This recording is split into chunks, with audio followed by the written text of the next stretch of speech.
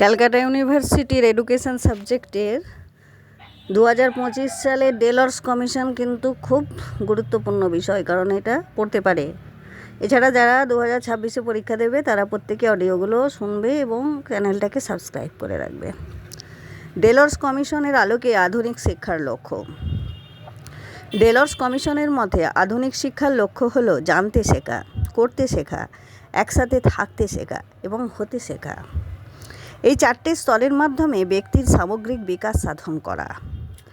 এই লক্ষ্যগুলো ব্যক্তিকে জ্ঞান অর্জনে জানতে শেখা, সেই জ্ঞানকে বাস্তবে প্রয়োগ করতে শেখা, অন্যের সাথে সম্পর্ক স্থাপন, একসাথে থাকতে শেখা এবং নিজের সত্তাকে বিকশিত করা, হতে শেখা, এইসব কাজে সক্ষম করে তোলা। শিক্ষার চারটে স্তম্ভের লক্ষ্য আছে। জানতে শেখা, লার্নিং টু নো।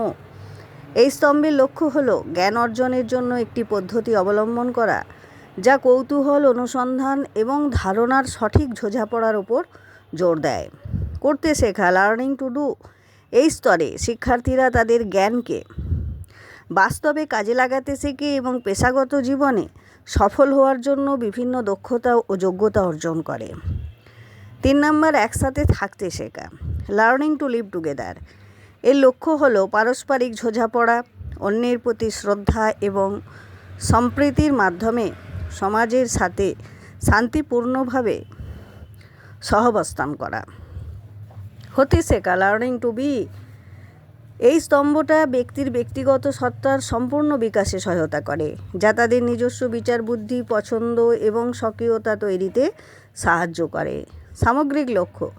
এই চারটে স্তম্ভের সমন্বিত লক্ষ্য হলো এমন এক নতুন মানব তৈরি করা যে আধুনিক জীবনের জটিলতাগুলো মোকাবিলা করতে সক্ষম হবে এবং বিশ্বব্যাপী শান্তি ও সম্প্রীতি অর্জনে সহায়ক হবে।